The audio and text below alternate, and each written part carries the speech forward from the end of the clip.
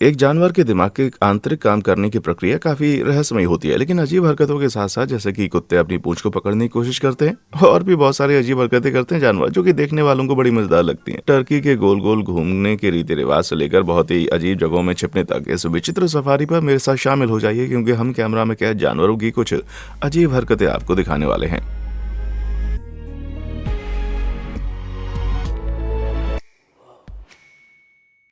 पेड़ के पीछे मुर्गी। जुलाई 2021 में मिशिगन में एक आदमी माइकल डॉब्सन अपनी रसोई में खाना पका रहा था। जैसे ही उसने खिड़की से बाहर देखा, उसके आंगन में कुछ अजीब गरीब हरकत हो रही थी।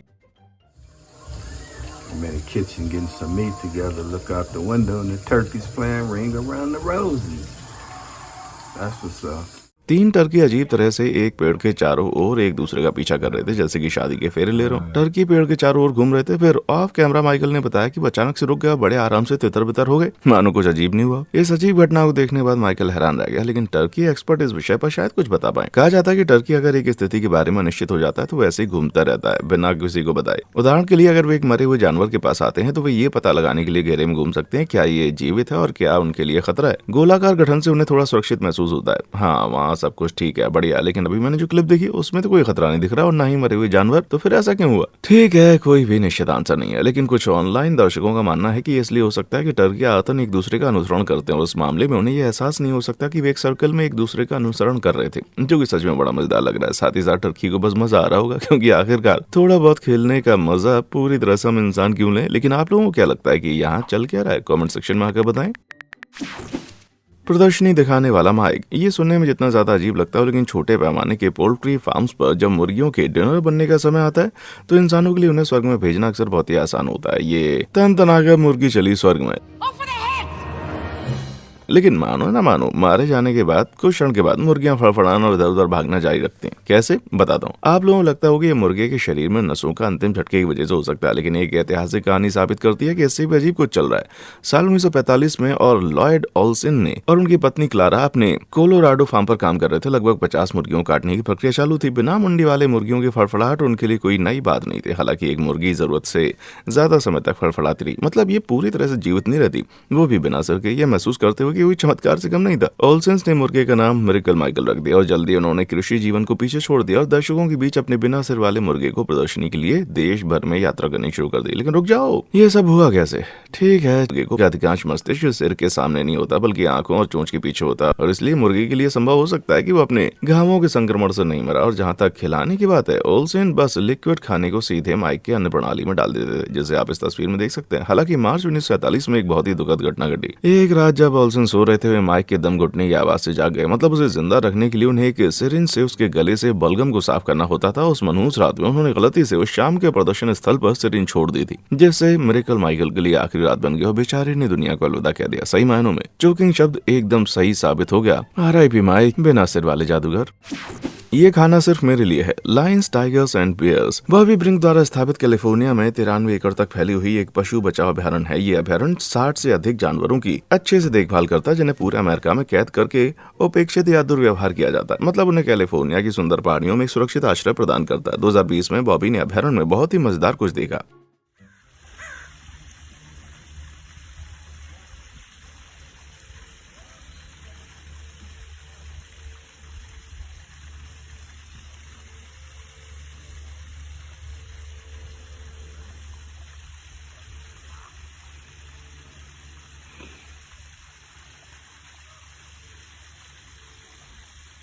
बॉबी ने वीडियो कैप्शन दिया, बस यहाँ पर बैठ के अकेले संडे स्नैक का मजा लेने जा रही हूँ। हाँ, एक फेसबुक पोस्ट में जिसमें एक बड़ा भालू विनम्रता से टेबल पर बैठ कर अपने स्नैक का मजा ले रहा है। अब बहुत सोच विचार करने के बावजूद मुझे कोई ऐसा कारण नहीं मिल रहा कि इस भालू को जो कि इतने सभ्य से बिठा पा रहा हो। भालू अक्सर सीधे बैठ जाते हैं, इसलिए मैं सिर्फ अनुमान लगा सकता हूँ ये पोजीशन मेज पर रखे खाने तक पहुंचने के लिए बड़ी आसान थी, या फिर कह सकते हैं कि कुछ भालू दूसरे भालू से ज्यादा ही सुलझे हुए होते हैं। दूसरा वाला कारण ज्यादा सही लग रहा है भाई।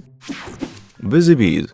2016 में वेल्स की 65 वर्षीय कैरल हॉवर्ड जब काम से वापस अपनी कार में लौटी तो उन्होंने देखा कि कुछ लोग उनकी कार को घेरे हुए कुछ देख रहे हैं। और वैसे तो कोई कार आपकी ऐसे निहारे तो अच्छा लगता है, लेकिन असल में लोग कुछ और कारण से कार को देख रहे थे।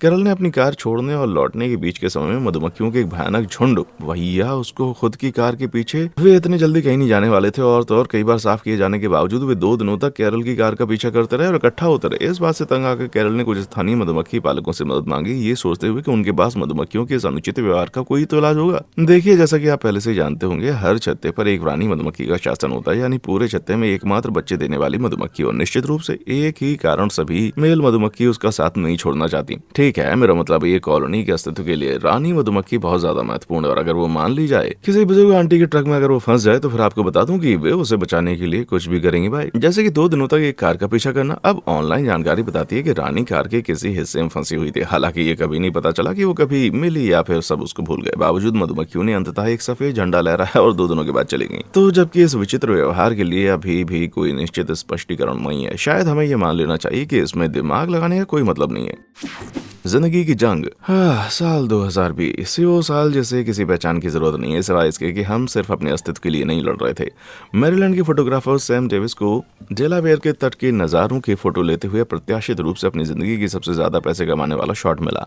उसने देखा कि एक बगुला आसमान में उड़ रहा था, सिर्फ थोड़ा अलग ढंग से। उसने अनुमान लगा कि एक सांप बगुले की गर्दन पर लिपटता हुआ था, लेकिन जब वो घर जाके तस्वीरों को करीब से देखा तब उसको एहसास हुआ कि भाई ये तो कुछ अलग ही सीन है। क्या वो सांप था? नहीं, ये एक ईल मछली थी। और ये बगुले की गर्दन को नहीं काट रही थी, बिल्कुल नहीं। इसने बगुले की गर्दन का एक हिस्सा पूरा चबा लिया था। अभी भी बदहजमी की बात करें क्या? ये ईल स्पष्ट रूप से लड़ाई के बिना नीचे नहीं जाने वाली थी, लेकिन जैसे कि इतना अजीब नहीं था। जरा देखिए, बगुला कितने आराम से बिना कोई परवाह किए उड़ रहा है, जैसे कि अरे भैया ये तो गुरु निकला। अब कोई नहीं जानता कि इस कहानी का अंत क्या रहा होगा, क्योंकि कुछ ही समय के बाद बगुला दृष्टि से ओझल हो गया। हालांकि ईल पानी से बाहर कुछ घंटों तक जीवित रह सकती है। मुझे लगता है कि बेचारी की किस्मत उतनी अच्छी नहीं थी। मेरा मतलब है, बस सैम की ली गई उस तस्वीर को देखिए, वो ईल जीवित तो नहीं लग रही है ना। और अगर सच कहूं तो अपनी छाती में ताजा ताजा बने हुए एक छेद के साथ मुझे बगुले की भी बचने की संभावना बहुत कम लग रही है बच्चों। इसलिए मम्मी ये कहा मानना चाहिए और अपना खाना अच्छे से चबा के खाना चाहिए, भले ही ये एक बिना दांत वाला पक्षी क्यों ना हो। छिपकली रानी। डरावनी परिस्थिति में जानवरों की कुछ असमान प्रतिक्रियाएं हो सकती हैं, जैसे खरगोश जम जाते हैं, पॉसम मरने का एक्टिंग करता है, और गिरगिट, ठीक है, गिरगिट की प्रतिक्रिया शायद सबसे अलग होती है। वे और उनकी प्रजाति की दूसरी छिपकली ऑटोटोमी के नाम से जाने जाने वाला एक एक्शन करते हैं, जो अनिवार्य रूप से खतरे में होने पर उनके शरीर के एक हिस्से को अलग कर सकता है। छिपकली के मामले में ये अंग उनकी पूंछ है। सबसे अजीब बात यह है कि एक बार पूंछ के अलग हो जाने के बाद भी ये पूंछ अपने आप हिलना डुलना जारी रखती है। चमत्कार है ना? जरा देखिए।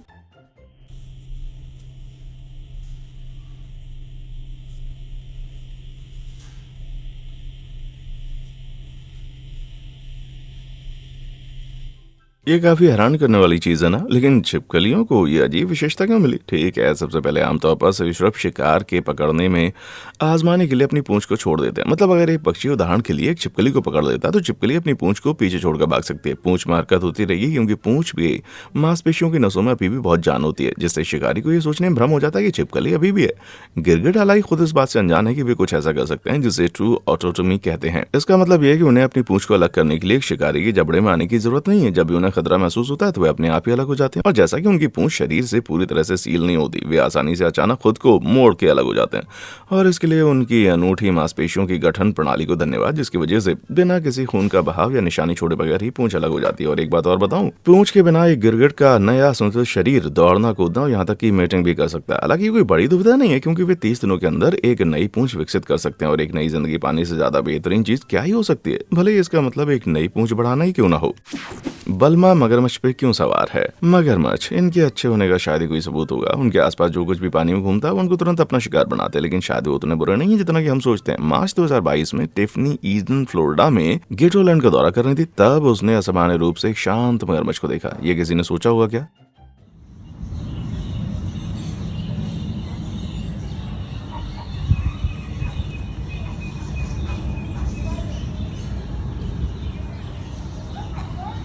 खैर कहते हैं कि बगला और मगरमच्छ के बीच हमेशा से काफी अच्छी दोस्ती रही है, जो एक दूसरे को जीवित रखने में मदद करते हैं। इस बात को इस तरह समझ सकते हैं, अगर बगुला मगरमच्छ के पास उसके पेड़ के पास में घोंसला बनाता है तो बगुले के अंडे और बच्चे स्वाभाविक रूप से शिकारियों को आकर्षित करते हैं, जैसे कि रैकून और शिकारी पक्षी। लेकिन कई मामलों में ये परभक्षी अपने स्वयं के शिकारी मगरमच्छ को आकर्षित किए बिना बगुले के घोंसले तक नहीं पहुंच पाते, जो इसे रास्ते मार देता है। इससे पहले ही ये बगुले के बच्चे तक पहुंच पाए, है ना, तो बगुले अपने बच्चों को सुरक्षित रख पाते हैं, जबकि मगरमच्छ को एक स्वादिष्ट नाश्ता मिल जाता है। ये दोनों के लिए एक विन विन स्थिति है। अब सवाल आता है कि इस क्लिप में वो मगरमच्छ की पीठ पर क्यों बैठी है। खैर बगुले को विभिन्न जानवरों की खाल से कीड़े और दूसरे परजीवियों को निकालने के लिए जाना जाता है, इसलिए संभव है कि यहाँ थोड़ा मगरमच्छ की ग्रूमिंग प्रक्रिया चल रही है। मुझे जानना है कि क्या वे एक दूसरे के पंजों को पेंट करते हैं और एक दूसरे को राज भी बताते हैं क्या?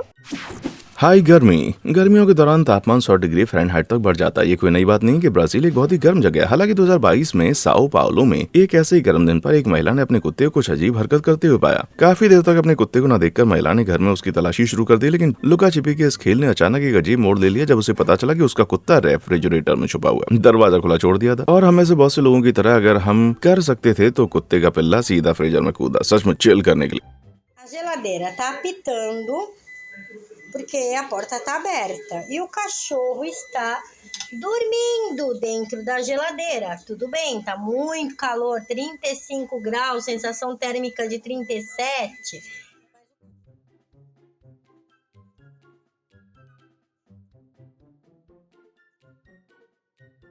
आमतौर पर कुत्ते अपने पंजे और नाक से हाफते हुए गर्मी को बाहर निकालकर अत्यधिक गर्मी का मुकाबला करते हैं, क्योंकि वे हमारी तरह अपनी त्वचा से पसीना नहीं बहा सकते। फिर भी इतनी जानलेवा गर्मी के दिनों में हाफना काफी नहीं होता और कुत्ते असल में हीट स्ट्रोक से पीड़ित हो सकते हैं। इसलिए ये सुनिश्चित करना बहुत जरूरी होता है कि उनका तापमान नियंत्रित रहे। हालांकि सभी कुत्तों और साफ सफाई के नियमों को ध्यान में रखते हुए कृपया अपने हॉट डॉग को फ्रिज में रखने से बचें भाई। ये जीव मुझे दे दो।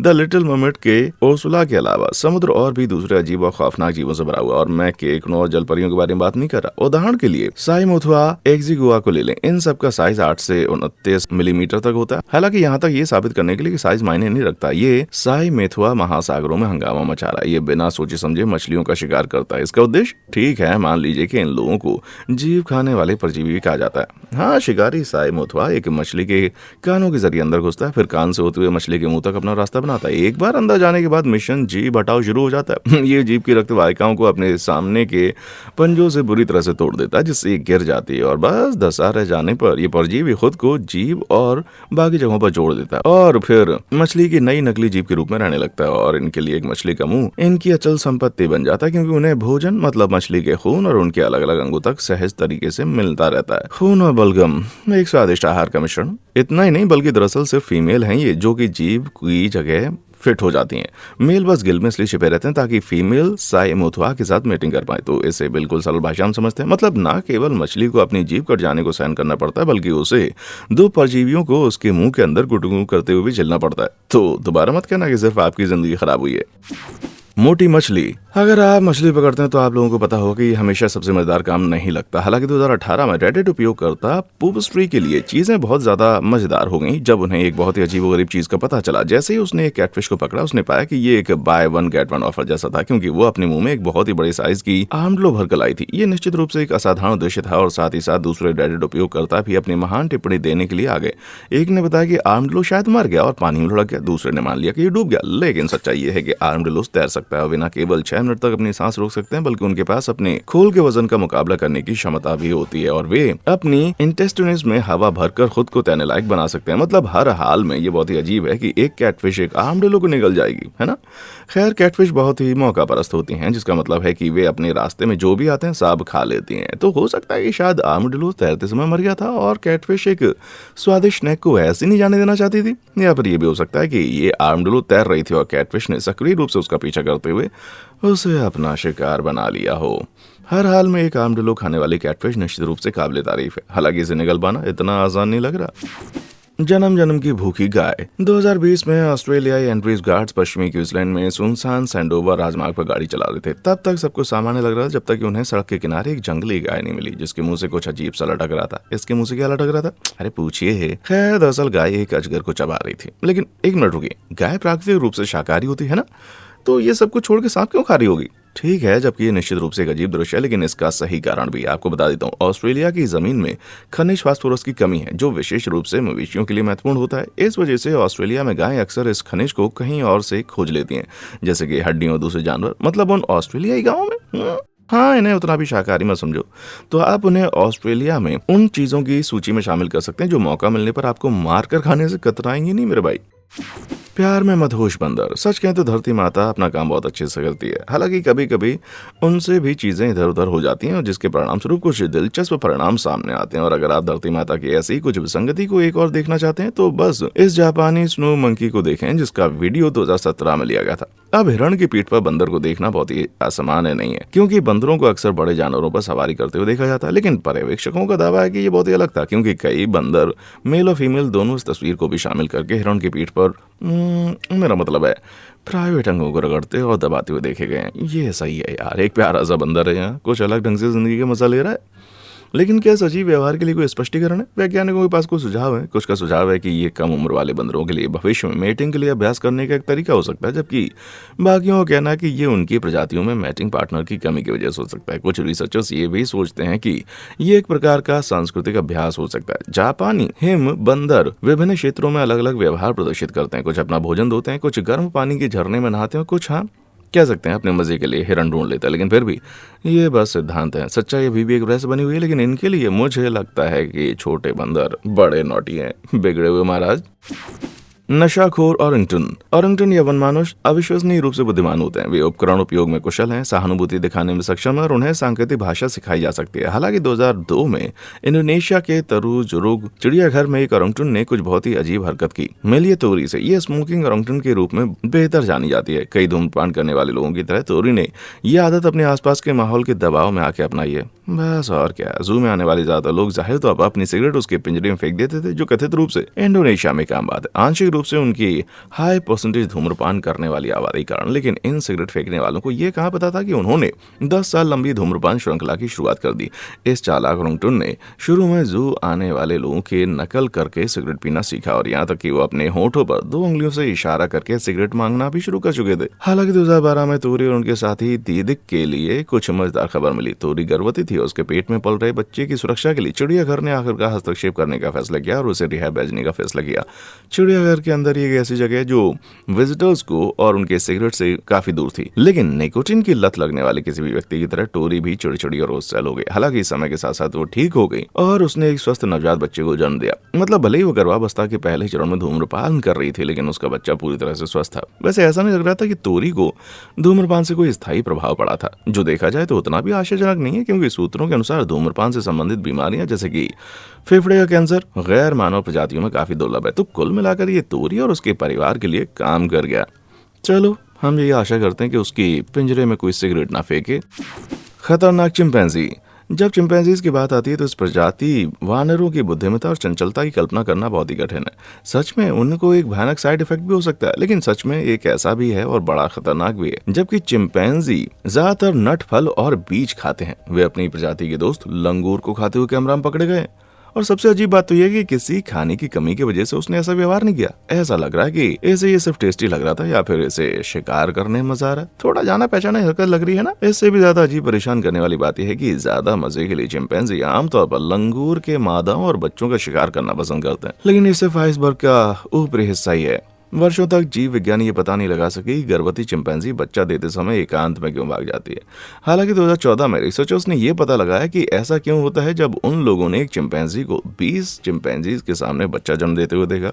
सबसे ज्यादा हैरान करने वाली बात तो यह है कि एक नर चिंपैंजी तुरंत बच्चे के पास जाके उसे छीन लेता है और भैया उसको खा भी लेता है। अब आप लोग कह सकते हैं कि स्पष्ट रूप से उन्हें नरभक्षी बना देता है ना।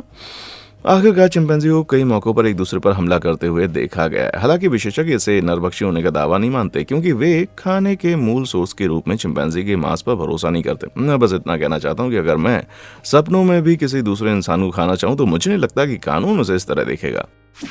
ये दोस्ती हम नहीं छोड़ेंगे। एक हैमबर्गर के साइज के काटे जाने के अलावा, दूध धोने के खतरे के अलावा एक गाय के जीवन में और भी कई कठिनाइयों की कल्पना करना मुश्किल लगता है ना।